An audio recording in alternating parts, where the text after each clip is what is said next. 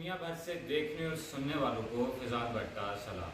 नाज़रीन, सबसे पहले हम कोरोना सिचुएशन जो है इसके ऊपर दुआ करके ही आगे जाएंगे कि अल्लाह पाक कोरोना सिचुएशन में जितने लोग फंसे हुए हैं कोविड के अंदर ऑल ओवर द वर्ल्ड, अल्लाह पाक तमाम लोगों को अपने हिफ्ज़-ओ-मान में रखे और सेहतयाबी अता फरमाए। क्योंकि ज़्यादातर जो ये कोविड है ये बुज़ुर्गों को हिट कर रहा है। तो इसमें दुआ है कि हमारे जो बुज़ुर्ग हैं अल्लाह पाक उनका साया हमारे ऊपर कायम दायम रखे।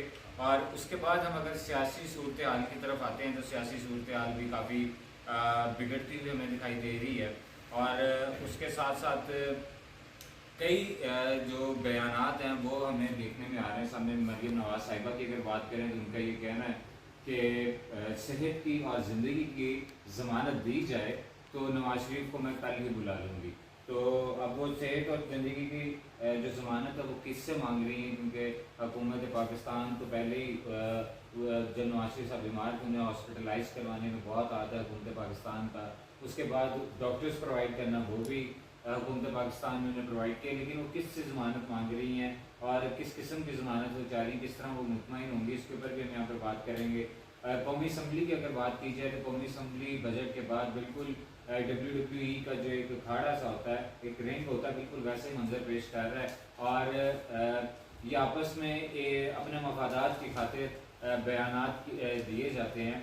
अपने जो लीडरान हैं उनको बचाने के लिए, उनकी कुछ अगर उनके गलत काम दिए उनको बचाने के लिए भी लड़ाई की जाती है। लेकिन ये नहीं देखा जाता कि पाकिस्तान से बाहर और पूरी दुनिया में पाकिस्तान का इमेज क्या जा रहा है। कौमी असम्बली का मतलब नेशनल असम्बली है कि पूरे पाकिस्तान को जो रिप्रेजेंट कर रहे हैं। अब जो पाकिस्तान पूरे को रिप्रेजेंट कर रहे हैं वो किस तरह की लैंग्वेज यूज़ कर रहे हैं, उनका पोस्टर्स गेस्टर्स किस तरह के हैं और इसका जो बैड इमेज है उसका नुकसान जो है वो कौन करेगा। और इसके साथ साथ अगर मैं दोबारा एक दफ़ा बात करूँ शेख रेल असगर साहब की, तो उन्होंने भी कुछ इस तरह के अल्फाजात इस्तेमाल किए।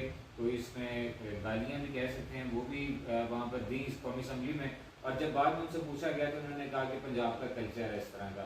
तो पंजाब का कल्चर इस तरह का नहीं है। पंजाब का कल्चर है खुले दिल के मालिक होते हैं। पंजाबी जो होते हैं स्पेशली जो लाहौरी हैं खुले दिल के मालिक हैं, वो हर किसी को एक्सेप्ट करते हैं, बल्कि मेहमान नवाज होते हैं। बाकी मैं किसी सूबे की किसी की बात नहीं कर रहा कि उनकी साइकी क्या, उनके माइंड में क्या है, वो बात नहीं बनती। लेकिन पंजाबियों की अगर बात की जाए, खुले दिल के मालिक हैं, हमेशा फ्रंट फुट पर आते हैं, दूसरों के लिए अपनी जानें देते हैं। तो शेख रेल असगर साहब इसको कहते हैं पंजाबी। लेकिन जो आप एक नमूना पेश कर रहे हैं पंजाबियों का, वो बिल्कुल पंजाबी को वाकई नमूना बनाने वाली बात है। तो इस तरह का कोई भी पंजाबियों के खिलाफ जो बात की जाती है इस पर भी गौर करना चाहिए। काफ़ी पंजाबियों के इसके ऊपर दिल भी दुखी हैं। उसके बाद हम यहाँ पर अगर बात करें तो महंगाई की यहाँ पर बात की जाएगी। उसके बाद यहाँ पर बयानात की बात की जाएगी कि महंगाई के ऊपर हमें स्ट्रेटेजी चाहिए, हमें बयानात नहीं चाहिए। हुकूमत आपस में एक दूसरे हुकूमती नुमाइंदे जो हैं वो आपस में लड़ रहे हैं, लेकिन उसका अल्टीमेटली जो नुकसान है वो आवाम को जा रहा है। आवाम ने अगर सेलेक्ट किया था उसका मतलब ये नहीं है कि आप अगर कुछ नहीं कर पा रहे तो आप आपस में लड़ना शुरू हो जाएँ। मीडिया कॉन्शियस है, आवाम भी समझते हैं कि कौन क्या करने जा रहा है। और इसके अलावा भी हम यहाँ पर बातें करेंगे, बहुत सी बातें यहाँ पर हैं। गैस एक और चीज़ आपको बताते चलें कि गैस फॉल का भी अंदेशा दे दिया गया है। गर्मी है अभी और अभी से गैस फॉल का अंदेशा दिया गया है। कई जो फैक्ट्रीज़ हैं, मिल्स हैं, वो सिंध के अंदर वो बंद की जा रही हैं कि वहाँ पर गैस प्रोवाइड हम नहीं कर सकते। टैक्स लेने ज़रूर पहुँच जाते हैं। टैक्स बहुत ज़्यादा, बिजली की बिलों की बात की जाए तो उसमें भी टैक्स की भरमार है। लेकिन जब उसकी बिजली की या गैस की तरसील की बात की जाए तो कोई ना कोई बहाना हो जाता है। कभी कुछ कहा जाता है, वो आप सब लोग बेहतर खुद जानते हैं। इन सारी चीज़ों पर बात करेंगे। मज़ीद तो और भी काफ़ी इशूज़ हैं, इनके ऊपर बात करेंगे। मैं बिल्कुल टाइम बचाता हुआ अपने जो गेस्ट हैं वैसे तो किसी तारुफ के मोहताज नहीं है, मैं उनका फिर भी तारुफ करवाता चलूँ। इस वक्त हमारे साथ मौजूद हैं सहाफ़त का बहुत बड़ा नाम फैसल शामी साहब, सर आपका बहुत शुक्रिया। उनके साथ साथ तशरीफ़ फरमाएँ कानूनदान हैं और बहुत गहरी नज़र रखते हैं। और अगर हम खलाई मखलूक की बात करें तो उनको भी बहुत करीब से ही जानते हैं कि किसको कहा जाता है। मरीम नवाज साहिबा या नून लीग का जो बयानी है उसके ऊपर भी हम इनसे पूछेंगे। तो इस वक्त हमारे साथ सीनियर कानूनदान मुनीर भट्टी साहब इस वक्त मौजूद हैं। सर आपका भी बहुत शुक्रिया। भट्ट साहब पहले आप ही की तरफ आते हैं। सर, कोरोना सिचुएशन तो हो गई, उसके ऊपर काबू भी पाया जा रहा है और आज भी कई जो अमवात हैं वो हुई हैं आज कोरोना की वजह से। तो सर कोरोना सिचुएशन पे पहले थोड़ा सा क्योंकि आपकी लोग ओपिनियन पर आपकी ओपिनियन बहुत मैटर करती है और लोग उसके ऊपर मुनसर करते हैं, तो आप लोगों को अवेयरनेस के हवाले से क्या मैसेज देना चाहेंगे, कोई 1 मिनट का, आधे मिनट का, ताकि क्योंकि लोग समझ रहे हैं कि अगर लॉकडाउन ख़त्म हो गया तो बिल्कुल कोविड भी ख़त्म हो गया, लेकिन इस तरह की बात नहीं है। तो प्लीज़ भाई साहब आप ज़रा आवाम को कुछ समझाएंगे। बिस्मिल्लाहिर्रहमानिर्रहीम जी, आपने कोरोना की बात की बरसात।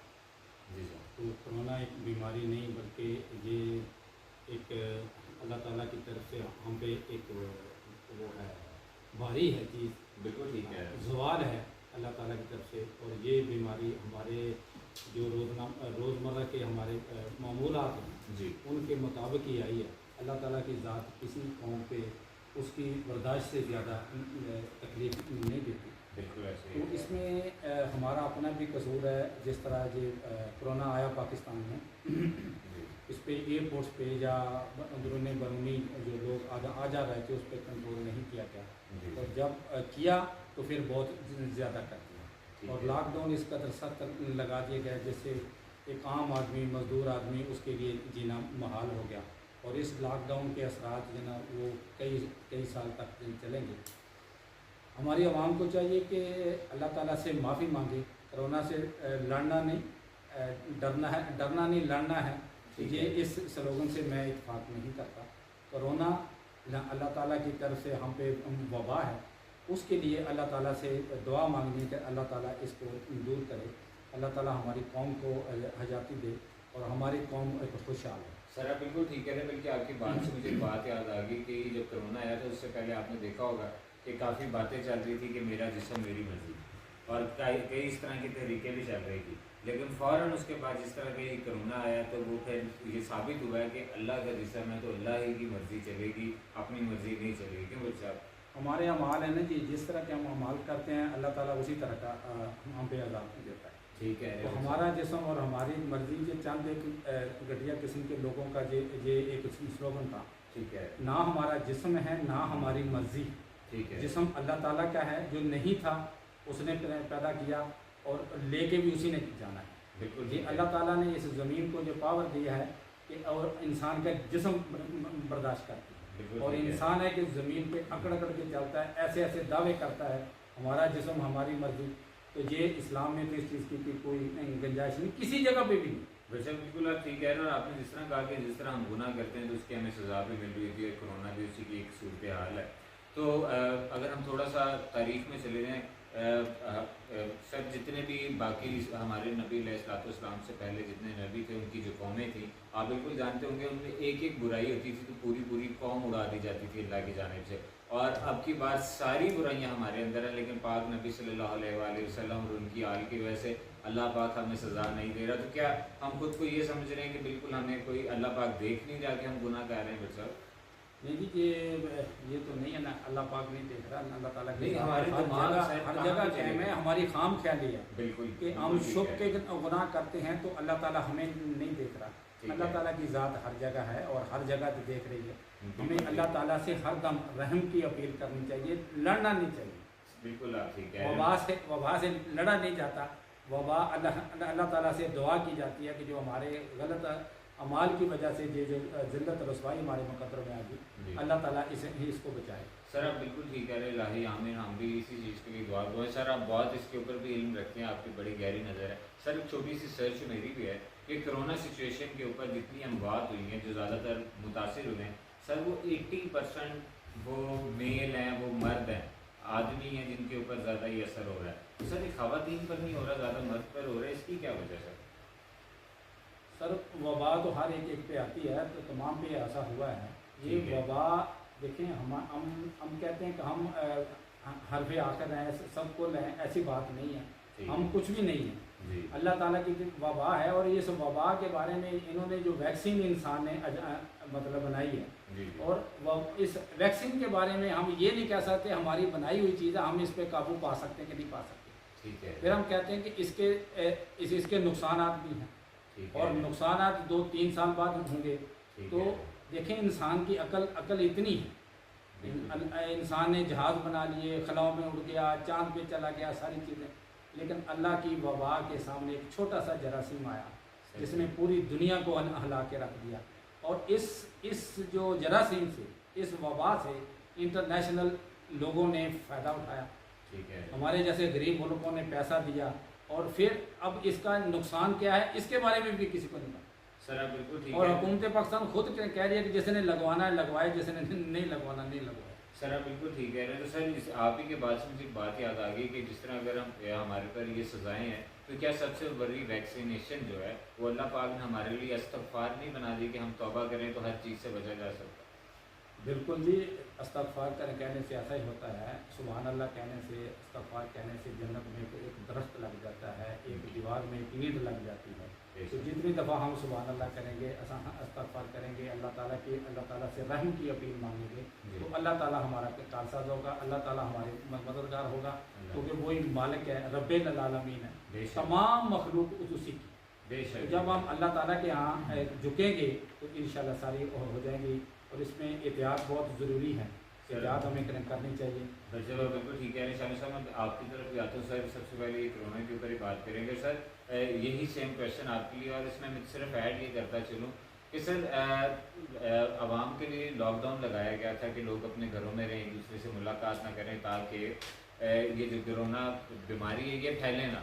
लेकिन जिसने लॉकडाउन लग गया तो तमाम लोग बाहर ये देखने आ गए कि क्या वाकई बाहर नाके लगा दिए गए, क्या वाकई बाहर लॉकडाउन लगा दिया गया, क्या वाकई बाहर सब कुछ सन्नाटा आ गया। तो सर ये अवेयरनेस हुकूमत की जानिब से, ज़िले हुकूमत की जानिब से, सिक्योरिटी फोर्सेस जो हैं वो फ्रंट फुट पर हैं, डॉक्टर्स फ्रंट फुट पर हैं, लेकिन हमें अवेयरनेस नहीं आ रही। अभी भी हम जाके एक एडवेंचर देखना चाह रहे हैं। तो सर इसकी क्या वजह है शामिल साहब?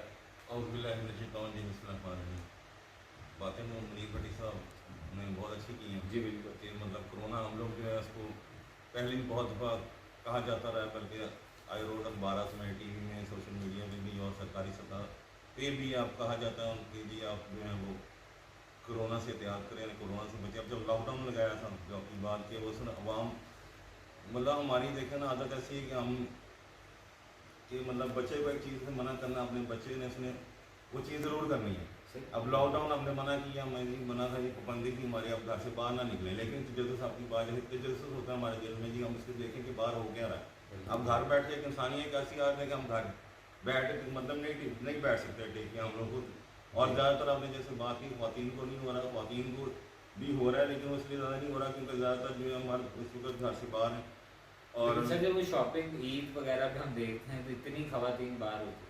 हाँ जी नो सर, डाउट मैं शुक्र करता हूँ कि और सब लेकिन देखना डॉक्टर्स भी जो इलाज कर रहे हैं कोरोना का, वो उस वक्त भी वो भी कोरोना का शिकार हो रहे हैं। और जैसे बात की कुदरती तौर पे अल्लाह की तरफ से, अल्लाह पाक की तरफ से एक बीमारी है, लेकिन देखे ना कि अल्लाह पाक की तरफ से तो है, लेकिन ये बनाया कि इंसानी साजिश है, इंसानी एक दिमाग ने काम किया, उन्होंने बनाया उन्होंने। और हमारे मुझे याद है कि हमारे एक दोस्त हैं वकील साहब हैं, वो भी उन्होंने कहा कि उनके एक दोस्त हैं कुछ जब ये कोरोना सारा शुरू हुआ उससे पहले कुछ 6 महीने पहले उन्होंने अपना घर पूरा भेज दिया, कोठी पूरी भेज दी।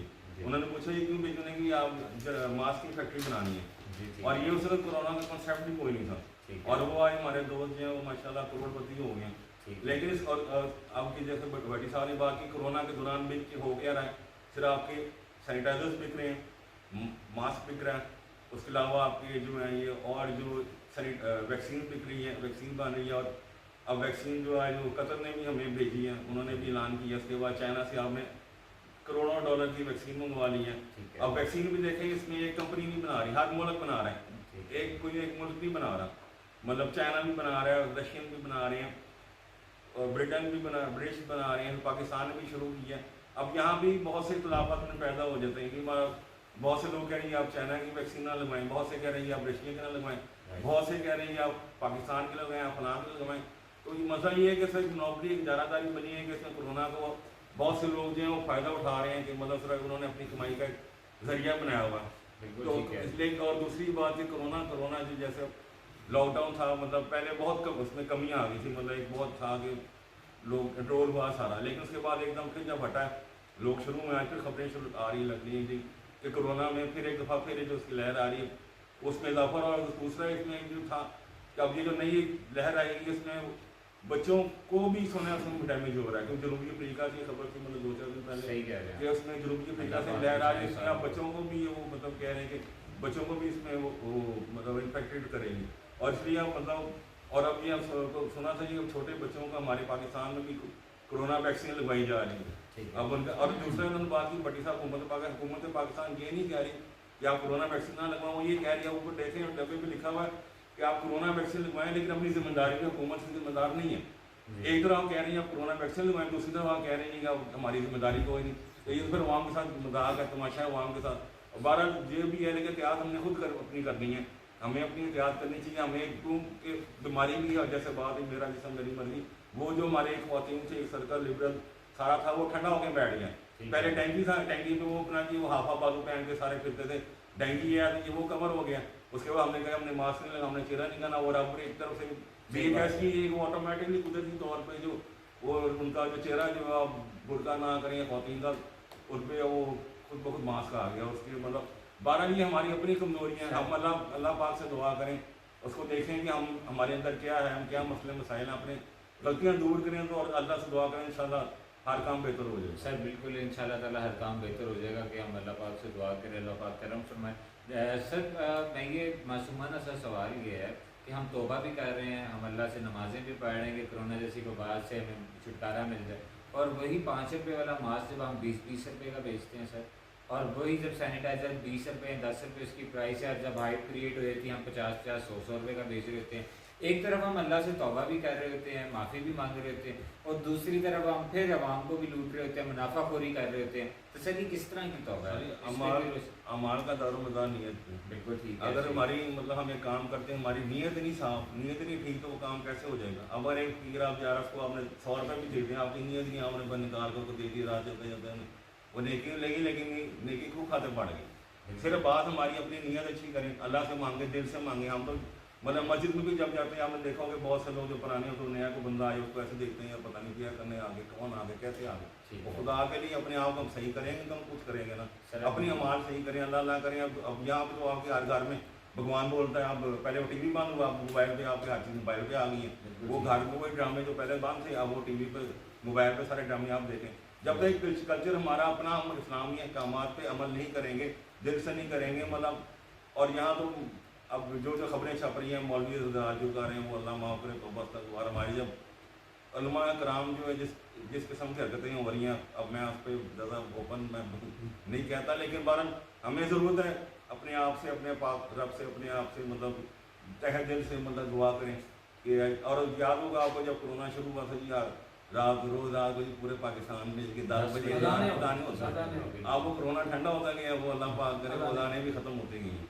और मतलब ये सिर्फ हम दिखावे की बात करते हैं लोगों को दिखाने के लिए कि हम अंदर हमारा पता नहीं है, तो हम अंदर साफ करेंगे तो रब भी जानता है बस कि रब ने क्या करना, रब ने क्या करना। सर आप बिल्कुल ठीक कह रहे हैं, बल्कि आपकी बात से मुझे वो बात याद आ गई जिस तरह आपने कहा कि पहले अज़ानें होती थी जब हाइप ज़्यादा थी, अब अज़ानें ख़त्म कर दी। मुझे याद आ गई कि बंदा अल्लाह से माफ़ी मांग रहा था कि अल्लाह मुझे माफ़ फरमा दो, और जब मैं इस मुश्किल से निकल जाऊँगा तो मैं देख दूँगा अल्लाह के नाम पर। जिस तरह मुश्किल से निकलता तो वो देख नहीं देता, और दोबारा जब बीमारी आती है तो वो फिर अल्लाह से कह रहा होता है कि अल्लाह मेरा मतलब सी कि लूनी देनी है या मीठी देनी है।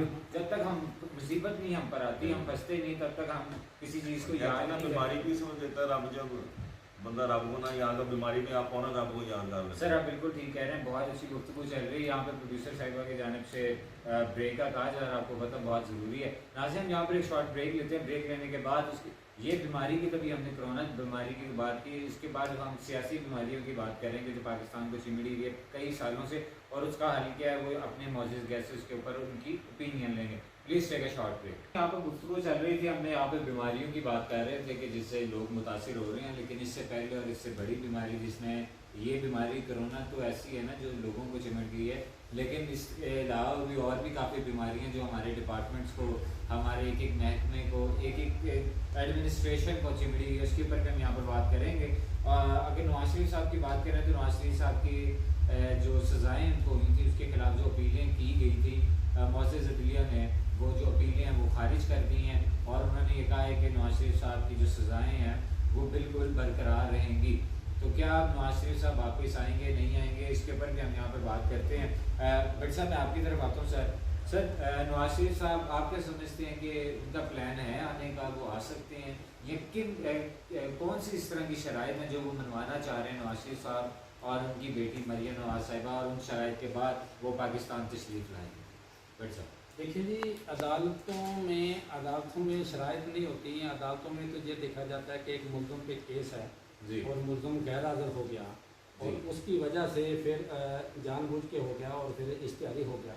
जी और ठीक इश्तिहारी है होने के बाद कानून ये कहता है, सीनियर अदालतों की हवाला जाता है जी। कि जो बंदा अदालती इश्तिहारी है उसे किसी किस्म की मराहत नहीं होनी सर चाहिए, कोई सहूलत नहीं मियां होनी साहब को क्यों मराहत दी जा रही है सर, इसकी वजह क्या है?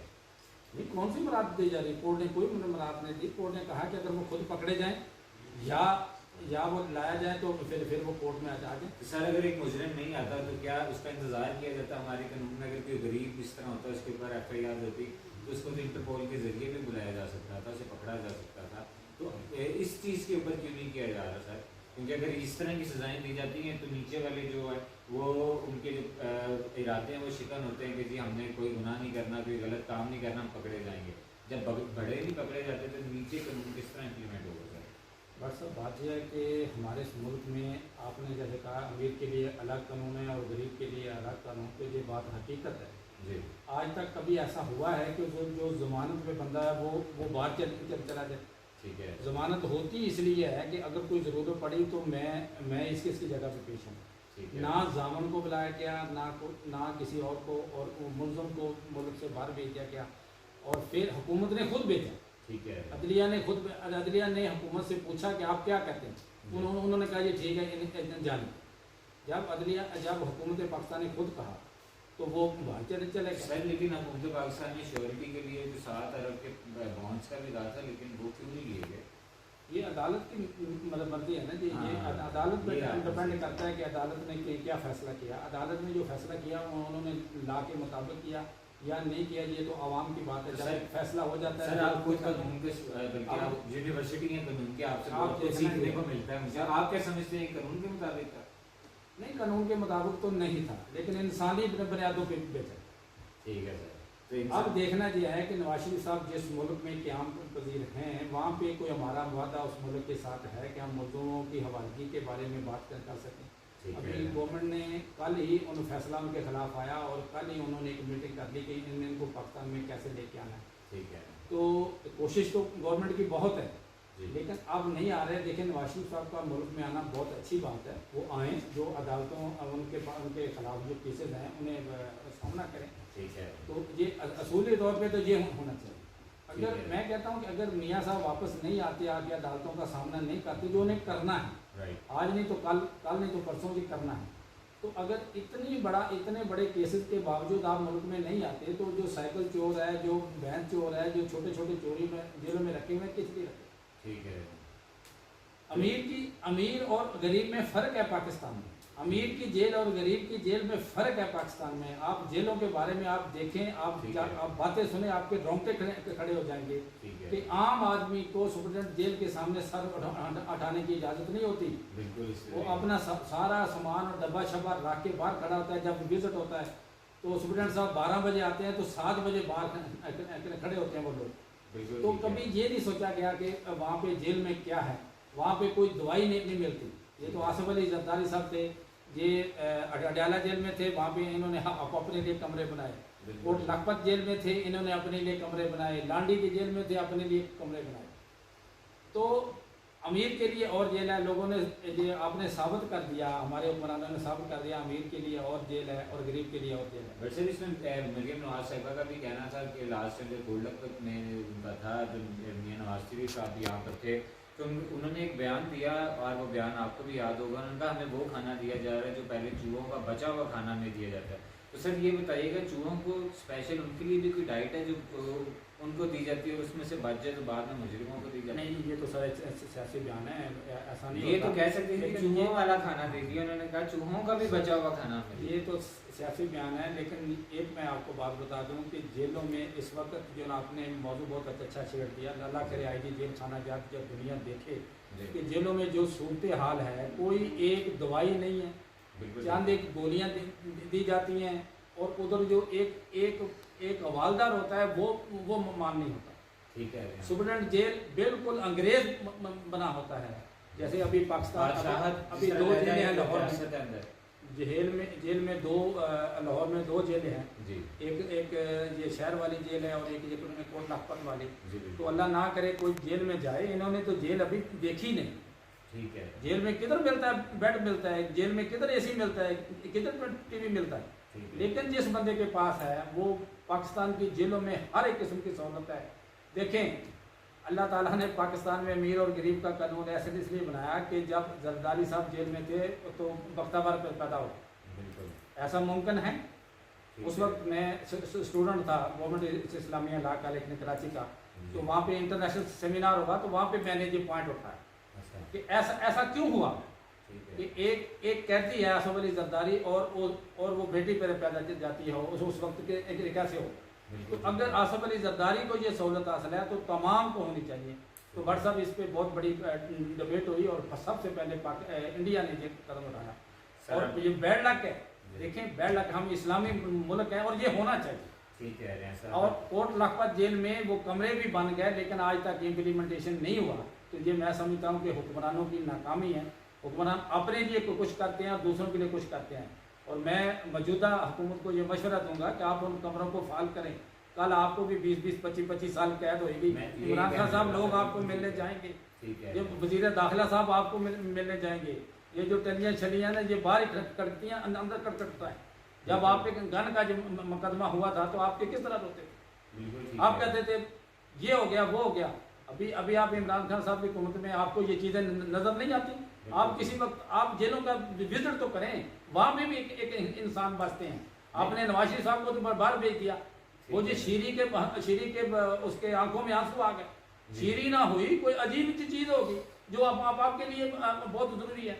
आप उन लोगों के बारे में देखें, लोगों को खारिश है, गल गए, लोगों का कोई हाल नहीं है, लोग उधर सोने के लिए जगह नहीं है। सर आप बिल्कुल ठीक कह रहे हैं। खुदा का खौफ करें। हुक्मरानों को मैं कहता हूँ कि इन जेल खानों को हुकूमत खाने ना बनाएं, इन्हें इस्लाही जगह खान बनाएं। साहब को ये लास्ट भी एक बयान आया था और उसके अंदर उन्होंने कहा था कि जेलों के अंदर जब मैं जेल में भी गया तो वहाँ पर मैंने देखा कि जितने मुल्क के गरीब लोग हैं वो सब जेल के अंदर है। अमीर बंदा कोई भी जेल के अंदर नहीं नजर आया मुझे। तो इमरान साहब को चाहिए था कि 5 से 10 साल जेल में रह के आते।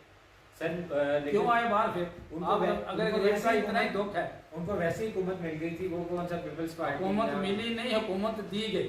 सर अभी तो 5 साल में यही फैसला नहीं हो सका हुकूमत मिली या दी गई। तो सर इससे तो हुकूमत में इससे आगे पहले जो हुकूमतें वो वोट के जरिए आई थी सारी वो भी दी गई थी। सारी इसी तरह दी गई है जी। कोई बिल्कुल आप वोट छोड़ बिल्कुल नहीं, ठीक है। वोट छोड़ के हमारे कदम नहीं। मैं तो सिर्फ हुक्मरानों को ये मशवरा दूंगा कि कल आपने भी जेल में जाना है माशाल्लाह, जी। तो आप जेलों की हालत सूरत हाल आप देख लें कि क्या है। जितनी करप्शन जेलों में है, जी। आईजी जेल खाना साहब मेरी बात को नोट करें और मैं चैलेंज करता हूँ कि जितनी करप्शन जेलों में है किसी और महकमे में नहीं। सर आप बैठे साहब बिल्कुल ठीक कह रहे हैं। शमसा मैं आपकी तरफ आता हूँ। सर आपका तो बहुत, बल्कि आपका नहीं, नवाज शरीफ फैमिली का आपसे बहुत प्यार है। क्योंकि एक साफ़ी जो आप साफ़ी हैं, आपका तो हर किसी से प्यार है, हर कोई आपसे प्यार करता है।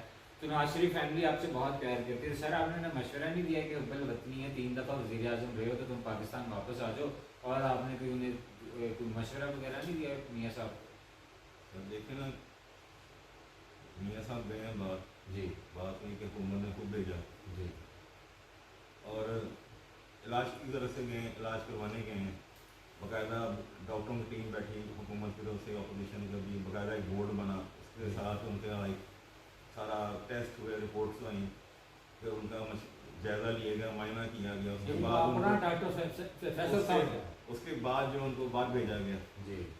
अब ठीक है, बात हो रही है कि जी मोहतरम अदालत का भी कहना है कि नवाशी साहब वापस आएँ, सरेंडर करें। तो अगर नवाशी साहब ने वापस आना ही है, जो हमारे पाकिस्तान के इसका जो है सबसे मकबूल तरीन सियासतदान नवाशी साहब हैं, 3 दफ़ा पाकिस्तान के वज़ीर आज़म भी रह चुके हैं।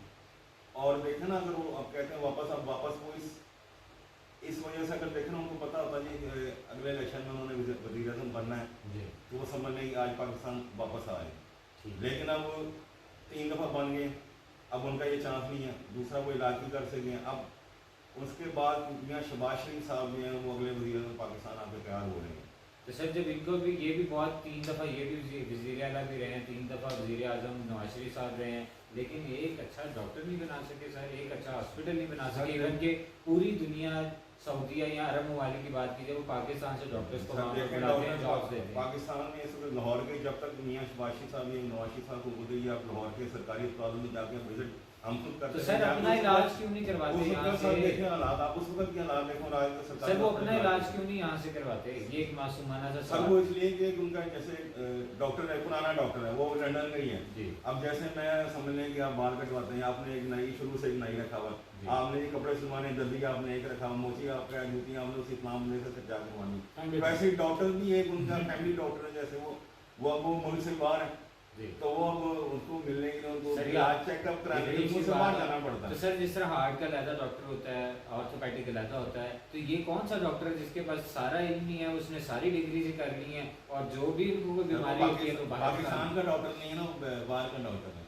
चले शाम साहब। लेकिन ये देखे ना, आना तो उन्होंने है, जी। पहले भी देखे ना, जब मियाँ साहब थे तो मुकदमात का सामना पहले भी किया, वो नई बात नहीं मियाँ साहब के मुकदमात, उन्होंने पहले भी जेलें काटी, जब याद हो अब तो मुशर्रफ गर्मी की छुट्टी मुशर्रफ दौर में जलावतन भी है, उसके बाद फिर वापस आए जेलें, उससे पहले भी जेलों में रहे, उसके बाद भी जेलें काटी, फिर सारा कुछ हुआ, मतलब अदालतें उन्होंने पहले भी देखी हैं, हो सका उन पर। अदालतों में उन्होंने साबित नहीं हुआ कुछ, लेकिन अदालतों के कोई नई बात नहीं है, पहली दफा भी उनके ऊपर केस नहीं चल रही, और मतलब हर दौर में उनके आते रहे, और ये उनकी वाहिद मतलब एक वज़ीर आज़म ऐसे हैं जो हमारे जन 3 दफा बने, लेकिन वो बदकिस्मती उनकी ऐसी है कि वो अपना टेन्योर 7 साल 6 महीने से ज़्यादा समय वो पूरा कर ही नहीं सके। सर ये तो बदकिस्मती हमारे तमाम वज़ीर आज़म की तारीफ है कि आज तक किसी भी वज़ीर आज़म ने वज़ीर आज़म पाकिस्तान ने अपना टाइम ही पूरा नहीं लेकिन किया। सदर साहब हमारे देख लें, जो सर सदर की तो फिर क्या वो देखे, वो फिर रहे भी तो 11 साल है ना, वो 11-12 साल अंदर है, भट्ट साहब वाली बात है। बात ये है कि मियाँ साहब ने आना है, लेकिन जब उनको जमानत देखें ना, जमानत की भी मतलब बहुत से उनके बैकअप पे हैं, क्योंकि सऊदी अरब ने पहले भी उनका एक मामला तय करवाया था हुकूमत से। अब इस बार भी सुनने में आ रहा है कि सऊदी अरब फिर वो अंदर खाता है, इनके कोई मामला तय हो रही है हुकूमत से, और जमानत उनको मतलब सर कहते हैं ना कि दुल्हन तो तैयार है, दुल्हन नहीं मिल रही, तो दुल्हा तो तैयार है, उनको वापस आने के लिए दुल्हन की ज़रूरत है कि जो उनके मामला बीच में आए उनको सुलह सफाई कराएं। आज थोड़े बहुत मामला अंदर की रिपोर्ट हो गई, लेकिन बहुत से मामला तभी इनके रहते हैं, क्योंकि मरियम बीबी अभी जो है वो छोटी हैं, उनका भी मतलब इस तरह नहीं है कि वो अपना कुछ वगैरह या कुछ मतलब होते पे आ सकें, ठीक तो है। दोबारा उन्होंने आना है। तो सर अगर आप मरियम नवाज साहिबा और हमजा शहबाज में से चूज करें वज़ीर आला पंजाब, आप किसको वोट देंगे? या आप मरियम बीबी किस चीज़ के ऊपर सर? उनके आपने देखिए कोई ना, एक चीज़ बताइएगा जो एक लीडर वाली उनके अंदर। देखें, मोहतरमा कुलसुम नवाज साहिबा का इलेक्शन था जी। वो उन्होंने इलेक्शन नहीं लड़ा, वो मुझसे बाहर इलाज करवा रही थी, जी। मतलब कहीं बीमार थी, जी। सारा इलेक्शन मरीम बीबी नहीं लड़ा। उसके बाद उन्होंने जितवाया, मुखालफत की इनकी नून लीग ने हमदा साहब की, और उसी इलेक्शन में मरीम बीबी की मुखालफत सामने खुल के सामने आई थी, बिल्कुल। लेकिन मुखालफत के बावजूद देखें मरीम बीबी की हिकमत ही मिली, और सारा उन्होंने वो इलेक्शन अपनी वालदा का इलेक्शन जितवाया। वो उससे आप समझें कि मतलब इनमें सियासी, क्यों एक तो फिर ये इनका मियाँ साहब की सावधानी है, सियासत इनमें विरसे में मिली हुई है। अच्छा। जैसे बिलावल साहब को एक अपना विरसे में समझने के सियासत मिली है, तो उनको भी एक विरसे में ऐसा ना भी होता तो आज तक तो वो लास्ट एक वो हो गया, बड़ी साहब भी बेहतर जानते हैं कि स्टाम्प पेपर हो तो हर चीज़। अब फिर देखें ना, मरियम जब तकरीर करती हैं, पहले भी करती थी, लेकिन अब वो मतलब बात करना होता है, मतलब उसमें चेंज आ रही, बेहतरी आ रही है। सर बेहतरी किस तरह आएगी? अब तो शहबाज शरीफ साहब खुद लीड कर रहे हैं, बिलावल भुट्टो जो हर मीटिंग मरियम नवाज के साथ करते थे, अब वो मियाँ शहबाज के साथ करते हुए दिखाई दे रहे हैं, वो तो बैक फुट पर आ रही हैं। हाँ, तो इसलिए आ रही है ना कि उनको वज़ीर पंजाब की उनको बनाना ही चाहते। तो सर जो इनका बयान था, क्या सच्चा होना ज़रूरी है या सच्चा होना ज़रूरी नहीं है, बस एक विरासत होना ज़रूरी है? जिस तरह मरियम नवाज साहिबा ने कहा था कि पाकिस्तान में क्या बाहर क्या मेरी तो पाकिस्तान में कोई प्रॉपर्टी नहीं है, तो वो भी सारा कुछ साबित हो गया। उसके बाद वो फौज के खिलाफ बोल रही हैं, मुल्क की सलामती के खिलाफ बोल रही हैं। उसके बाद उन्होंने ये चूहे वाली भी बात कर दी कि चूहों का बचा हुआ खाना हमें दिया जा रहा है। इस तरह की बहुत सी बातें हैं, जैसे भट्टी साहब ने भी की कि बहुत सी बातें आपको सियासी तौर पे करनी पड़ती है आवाम के लिए। तो सर जो ये मुल्क के खिलाफ या हमारी फौज के इदारे के खिलाफ बात, ये आप ये गलत बात है, हमने पहले भी इसके ऊपर तनकीद उनको की थी तनकीद, लेकिन बाहर गलतियाँ होती हैं, कोई बच्चे उनको भी समझ नहीं, इनको भी मतलब मियाँ साहब मुझसे बाहर चलेंगे, इसलिए आपको तो सर इनकी सारी तकरीर जितनी तकरीर होती हैं वो लिखी जाती हैं। हाँ जी। तो ये कौन लिखता है फौज के खिलाफ? सर इनके अंदर कौन है? आप तो बेहतर जानते होंगे क्योंकि आप बहुत अच्छा जानते हैं, ये कौन है मुल्क के खिलाफ, फौज के खिलाफ? लिखने वाले बहुत से, अब ये मैं देता हूँ इसका। जी जी क्या क्या कहना है? देखिए कि कोई भी सियासतदान है, कोई भी मुल्क वतन है, वो अपनी फौज के खिलाफ नाम नहीं बोलेगा, फौज के खिलाफ नून लीग हरगज़ नहीं है, ये तासर बिल्कुल गलत है। ये PTI का ये इल्ज़ाम है। फौज के खिलाफ नहीं है, मतलब लेकिन वो फौज गलती है में वो चंद एक लोग, अच्छा फौज के जो चंद एक लोग जो जातियात पे आते हैं जी, जी। उनके खिलाफ आज तक उन्होंने किसका नाम सर इख्तिलाफात हर नाम एक जगह बताइएगा, हो सकते हैं। नाम बताइएगा लेकिन जो आज फिर तक भी- मरियम साहबा ने लिए हैं फौज में से, क्योंकि उन्होंने नाम ही उन्होंने डिपार्टमेंट का नाम किया और हमेशा ये कहा कि ये पूरा डिपार्टमेंट इस तरह करता है। इन्होंने याद होगा तो नाम बताइएगा कौन सी इस इन्होंने तरह जो घर की- बैठ के बैठ किया है जनरल साहब को याद होगा ऐसा नहीं होता। हुकूमत ही नहीं वो भी भट्ट साहब भी ऐसा थे। नहीं होता। जनरल एक जनरल साहब हुकूमत नहीं चलाते, या एक जनरल साहब फौज पूरी नहीं हुकूमत नहीं होती, चलाते थे। पूरी मतलब उनका नहीं, पूरा ग्रुप जब उनका एक ग्रुप होता है, अच्छा आर्मी में पूरा ग्रुप होता है जो मिल के कोई ना कोई फैसला करते हैं, ठीक है फैसला करते हैं। पाकिस्तान की आर्मी बहुत अच्छी है, इसमें कोई शक नहीं। जी इस पे ये कहना कि जी आर्मी के खिलाफ बयान है तो आर्मी के खिलाफ कोई महबे वतन नहीं देता, और ये सियासतदान किसी को गद्दार कहें कुछ कहें तो किसी के कहने से कुछ नहीं हो जाता। जी हर शहरी जो है ना वो बहुत अच्छा है, अपनी फ़ौज की बड़ी कदर करता है, और ये फ़ौज ही है जिसकी वजह से हम रात को सुकून से सोते हैं। वरना हमारे साथ जो होता वो आप इंडिया में देख लें, इंडिया में मुसलमानों के साथ क्या होता है, और वहाँ पे कश्मीर में क्या हुआ। याद होगा मियां साहब ने ठीक ये है। बात की थी कि पूरी फौज को कहीं जो चंद मकसूद बंदे जो मुल्क के या उसके खिलाफ हो उनके खिलाफ आ गई थी मियां साहब ने डायरेक्ट पूरी फौज को नहीं कहा। बिल्कुल ठीक और है। यही इमरान खान साहब देखना ये है कि इस हुकूमत ने कोई ऐसा काम वो बताए कि जो पीपल्स पार्टी या नून लीग ने किया और इन्होंने नहीं किया। जैसे हवाई अड्डे गिरवी देना, जी। मोटरवे गिरवी देना। पहले इमरान खान साहब बड़ी तनकीद थी इनकी, ये करप्शन है, ये है वो है, सुकूक बांड के बारे में बात हो रही है आजकल। सोचना ये है कि अगर ये सब चीज़ें हो जाएंगी, जी। इनसे जो हासिल करदा पैसा होएगा वो पैसा कहाँ पे इन्वेस्ट होगा। सर सबसे पहले है सोचना ये है कि क्या मुल्क की ग्रोथ के लिए क्या मुल्क की ग्रोथ के लिए होगा। बिल्कुल जैसे आप ठीक इतने है। इतने साल दोनों पार्टियों ने हुकूमतें की हैं, बिल्कुल बड़ा ठीक बड़ा टाइम मिला है, तो एक हॉस्पिटल अपने लिए नहीं बना सके जिसमें आप अपना मतलब इलाज करा सके। इन्हें पाकिस्तानी डॉक्टरों पे इतमाद नहीं है, बिल्कुल वही ठीक है। पाकिस्तानी डॉक्टर बाहर जाके इलाज करते हैं तो अच्छे होते हैं। तो बिल्कुल ठीक है। हुक्मरानों को चाहिए कि ऐसे काम कर जाए जो सदियों याद रखा जाए।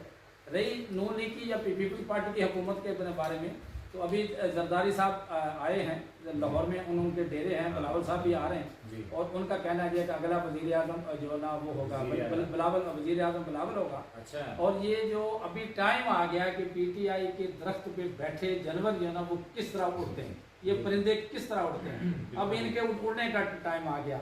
और आपने देखा भी होगा कि चांद खान साहब की आधी टीम तो जरदारी साहब की, जो पहले जरदारी साहब के साथ थे वो खान साहब के साथ। अब खान साहब जब पीछा मुड़ के जरदारी देखेंगे, साहब ने इशारा मारना वापस आए उन्होंने। पीछा जब देखेंगे तो कुछ नहीं होगा। अभी देखें एमकेएम और ये काफ लीग, अभी काफ लीग की मुलाकात देखें, ये सियासत होती है। आप एक जगह रहे, वही बेनजीर साहबा शहीद जिसने बयान दिया था कि मेरा कातल वज़ीर आला पंजाब होगा अपना परवेज लाई, जी। अब जरदारी साहब ने उसी के साथ हुकूमत बनाई और डिप्टी प्राइम मिनिस्टर बना दिया और वहाँ से। डिप्टी प्राइम मिनिस्टर बना दिया, जिसका हिस्ट्री में कोई जिक्र नहीं। बिल्कुल ठीक पाकिस्तान है। के आइन में ये चीज़ है। सर आप बिल्कुल ठीक कह रहे तो हैं। ये होती है सियासत। सर आप बिल्कुल ठीक कह रहे हैं। वक्त किस तरह गुजर जाता है आप लोगों के साथ, स्पेशली शामी साहब और आपके साथ, पता नहीं चलता, और बहुत सी चीज़ें जो है वो सीखने को मिल रही होती हैं। तो दामने वक्त में बिल्कुल गुंजाइश नहीं रही। भट्ट साहब आपका बहुत शुक्रिया सर, शामी साहब आपका बहुत शुक्रिया सर कि आपने अपने कीमती वक्त में से हमें भी टाइम दिया। नाज़रीन, यहाँ पर हमने कोशिश की कि यहाँ पर जो पाकिस्तान को दरपेश मसाइल हैं और जो पाकिस्तान के वसाइल में मसाइल हैं उसके ऊपर भी हम यहाँ पर बात कर रहे हैं, और हमने यहाँ पर बात भी की। और क्राइम रेशो की अगर बात की जाए तो क्राइम रेशो भी दिन ब दिन जो है वो बढ़ता हुआ दिखाई दे रहा है। हमारे जो सीनियर रिपोर्टर हैं, सीनियर क्राइम रिपोर्टर हैं शाम भट्ट, उनके साथ अली शेर, वो बहुत एक्टिव हैं, वो देख रहे होते हैं। बल्कि मेरी उनसे भी बात हुई तो उनके ये कहना है कि उन्होंने बल्कि एविडेंस भी रखे हुए हैं कि जो क्राइम की शरह मुसलसल बढ़ती हुई दिखाई दे रही है। और पंजाब पुलिस इक़दाम जितने कर रही है वो तो ज़रूर कर रही है, लेकिन उन्हें पकड़ने चोर चाहिए, लेकिन पकड़े वो जा रहे हैं जिन्होंने हेलमेट नहीं पहना। बम तो पकड़े वाले नहीं पकड़ते, बिल्कुल ठीक कह रहे हैं। जो बारूद लेके आ गया उसको नहीं सर, पकड़ा, उसको सिर्फ रोक कागज के चेक चेक करके फिर उसको जाने दिया। गुजरावाला गाड़ी से चेक बंदा किया चला, था। लाहौर में आके ब्लास्ट कर दिया और बाबू साहब पे चेक कागज किया। चेक हुई। बिल्कुल सर, बिल्कुल। आपने गाड़ी चेक करने कागजों के साथ अब आपका क्या तल्लुक, पुलिस का कागजों के साथ क्या? सर आप बिल्कुल ठीक कह रहे हैं, लेकिन हमारी पंजाब पुलिस के पास भी अगर रात के टाइम आपने देखा होगा अक्सर जब वो गाड़ियों को चेक कर रहे होते हैं तो वो लगता है इस तरह जिस तरह मेटल डिटेक्टर है किसी के किसी की चीज के साथ चेक कर रहे हैं कि अंदर असला तो नहीं है, लेकिन वो एक छोटी सी एक वो लाइट सी होती है असल जो में मार के चेक कर रहे होते हैं वो लाइट में ऐसी लेजर नहीं होती जो मैं बता दिया असल आम टॉर्च ही मारनी होती सर है। बिल्कुल आप ठीक कह रहे हैं। हम दुआ गो हैं कि जितने डिपार्टमेंट्स हैं अगर वो अपने काम खुद कुछ सलूकी से करें, और जब भी कोई भी सरकारी, चाहे वो मिनिस्टर हो, चाहे ब्यूरोक्रेट हो, सरकारी अफसर हो, वो हल्फ लेता है और हल्फ लेके फिर उसके बाद वो अपनी जॉब स्टार्ट करता है कि मैं हल्फ लेता हूँ कि मैं बिल्कुल ईमानदारी से काम करूँगा। तो अल्लाह करे वो हल्फ जो है वो बिल्कुल हल्फ ही रहे और वो जेन में भी उनके रहे और उसी तरह काम किया जाए। पाकिस्तान डेली लोग उठते हैं सुबह टाइम, पाकिस्तान को खाते हैं, खाते शाम हो जाती है, अगले दिन फिर पाकिस्तान वैसे ही बेचारा आ जाता है, फिर उसको लोग खा रहे होते हैं।